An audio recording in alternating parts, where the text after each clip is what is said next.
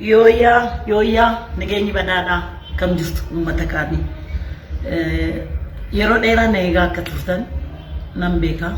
Anis kinoo waadaa kiyya eegee jala bultii ayyaana qillee sababeeffachuudhaan kan siiroo benaa fi sintiifaa sirba jedhu qabadee dhufeen jira. Abbuu Production waraabbii sagalee fi editing akka ajaa'ibatti hojjetee jira. Borgalgala yeroo kana furtuu miidiyaa irratti hordofaa.